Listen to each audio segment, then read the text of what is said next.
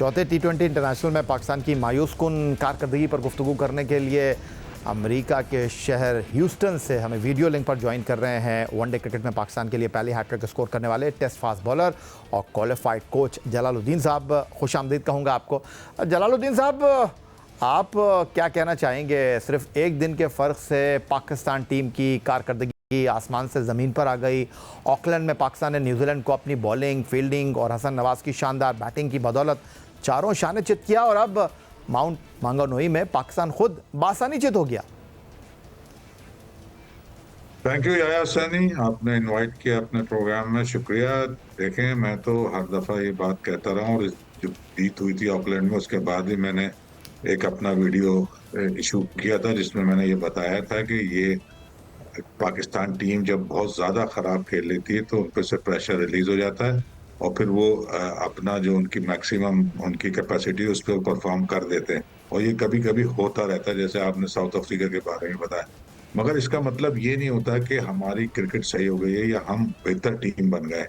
ये one of खासतौर से T20 टाइप फॉर्मेट में हो जाता है और उसकी वजह मैं फिर यही कह रहा हूँ, क्योंकि जब आप बहुत खराब खेल लेते हैं, आपको बहुत तरफ से बुरा भला कह दिया जाता है या आपके ऊपर तनकीद कर दी जाती है, तो आपका उससे बुरा होने का तो कोई पॉइंट होता नहीं। तो आप थोड़ा सा उसमें से प्रेशर जब रिलीज होता है तो आप जो कर सकते हैं वो कर देते हैं और ये पहले भी होता रहा है। तो इसलिए हमें ये समझ लेना कि अगर हम एक मैच अच्छा जीत गए हैं तो हम बहुत ज्यादा जश्न मना लेते हैं और हम अपनी उस बात से हट जाते हैं कि हमें क्या कमी और बेशी है, हम उसको कैसे बेहतर करेंगे अपनी क्रिकेट को।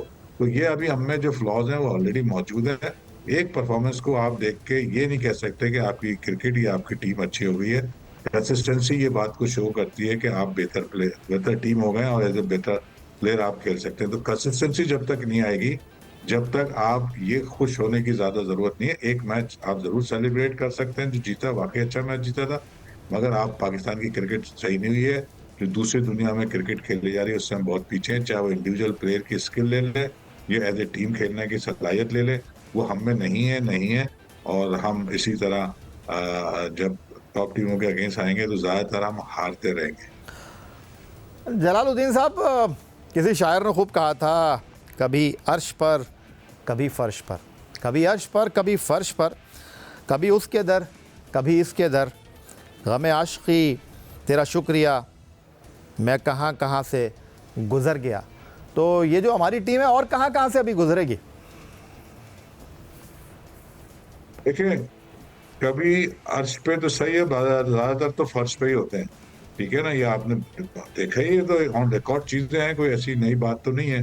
और कहाँ कहाँ से गुजरेगी, अब तो जो मायूस कुन सिचुएशन है पाकिस्तान टीम की परफॉर्मेंस में, जो पिछले 2-3 सालों से आप देख रहे हैं किस किस से नहीं हारे हैं और किस किस तरह नहीं हारे हैं। अच्छा, अब चलें यहाँ रुक जाते हैं, यहाँ रुक जाते हैं। जलालुद्दीन साहब, आप चूँकि बात करते हैं बहुत ज़्यादा, आप टेक्निक की बात करते हैं और आप कहते हैं ये जो कोच होता है ना, क्वालिफाइड कोच को आप बड़ा मानते हैं क्योंकि आप लेवल 4 कर चुके हैं।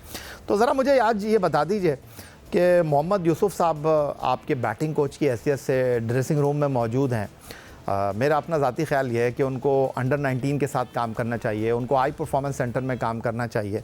लेकिन आपको पता है कि हमारे जो फॉर्मर क्रिकेटर्स हैं वो चाहते हैं कि ज़रा टीम के साथ रहेंगे तो ज़्यादा अच्छा है।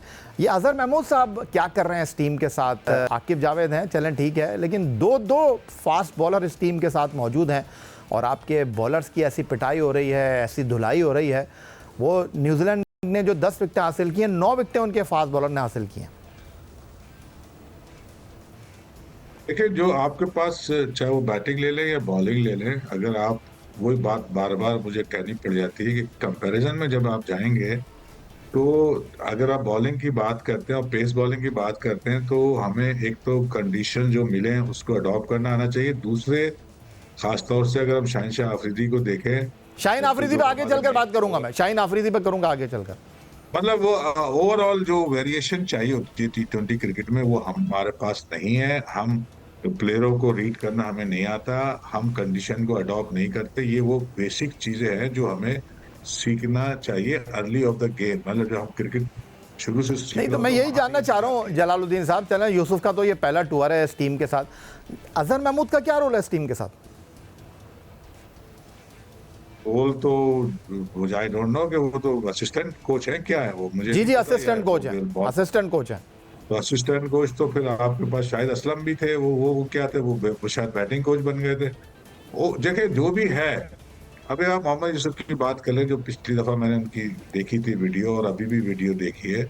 देखिए, जब आप टूर पे गए हुए हैं और प्री टूर्स में प्रैक्टिस सेशन कर रहे हैं, तो आपके जो प्लेयर हैं उनकी जो कैपेसिटी है, ये जितना उन्हें आता है उसके हिसाब से आप गेम प्लान को तैयार करते हैं और उसकी प्रैक्टिस करते हैं। वो मैंने ये देखा कि जो आपका प्री प्री मैच सेशन हो रहा था, उसमें आप वो कुछ डेवलपमेंट की बातें कर रहे थे और नई बात बता रहे थे। तो यहाँ पे ही ये बात साबित हो जाती है कि उन्हें मॉडर्नाइज्ड क्रिकेट कोचिंग का आइडिया नहीं है, क्योंकि हमें प्लान वो करना है जो हमें कल खेलना है, और जितना हमें आता है उसी में रह के खेलना है। उसका एक प्लान ए और प्लान बी बनता है। वो हमें तो नजर नहीं आया प्रैक्टिस में उनकी। इसका मतलब है उन्हें वो नो नो हाउ जो मॉडर्नाइज्ड क्रिकेट कोचिंग की है वो नहीं है। वो एक बेसिक चीजों पे अभी तक चल रहा है। वो ठीक है, वो जब आप कहीं डेवलपमेंट प्रोग्राम कर रहे हैं उस पर कुछ चीजें सिखा दें उन्हें, स्वीप व्वीप जो भी है। मगर जब आप प्री मैच सेशन कर रहे होते हैं, जो जितना प्लेयरों को आता है उसके हिसाब से प्लान बनता है। तो ये लैक ऑफ नॉलेज और lack of experience of coaching है। उसमें अजहर महमूद का मुझे नहीं पता कि वो क्या करते हैं, क्योंकि उनका अभी मैंने सुना नहीं है। बहरहाल वो पार्ट ऑफ द टीम है। अगर वो बॉलिंग के साथ लगे हुए, तो असिस्टेंट कोच के तौर पे भी लगे हुए, तो रिजल्ट तो आ नहीं रहा है। और रिजल्ट ना आने की वजह कोचिंग का भी एक अपना प्लानिंग और एग्जीक्यूशन का मसला हो सकता है, मगर असल मसला जो है वो ओवरऑल परफॉर्मेंस ऑफ प्लेयर और standard of the player modern days cricket के हवाले से, वो मैं बार बार कहता रहा हूँ, मगर कुछ शायद इस चीज को अहमियत देता नहीं है। हम बहुत पीछे हैं, इस बात को पहले मान लें और फिर हम देखेंगे। जो भी अगर बैटिंग या बॉलिंग हो रही है, आप देखें, पहले आपको क्रिकेटिंग शॉट्स तो खेलना है, फिर आप स्लॉग शॉट खेलते हैं ना। यहाँ आपने अगर न्यूजीलैंड को भी देखा तो उन्होंने बैकफुट पंच भी किया, उन्होंने कट भी मारे, उन्होंने ड्राइव भी किया, और फिर उसके बाद उन्हें कुछ स्लॉग शॉट भी खेले। हम तो पहली बॉल से स्लॉग शॉट खेलते हैं, तो हमें क्रिकेटिंग शॉट तो आते नहीं।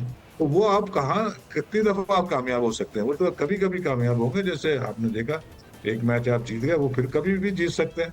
अगर वो जीतेंगे जब जब आप काफी बुरा खेल लेंगे, फिर कहीं जाके आप एक मैच जीते। उसकी बेसिक वजह, क्योंकि यहाँ कोई वजह आपने भी देखा होगा, जब हम मैच जीते किसी ने वजह नहीं बताई कि हम ये क्यों जीत गए। सब तारीफें करने लगते हैं जब जीतते हैं, और जब हारते हैं तो बुरा